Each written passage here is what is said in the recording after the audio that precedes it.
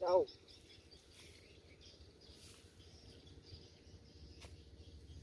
Con lớn này có giống tôi nó.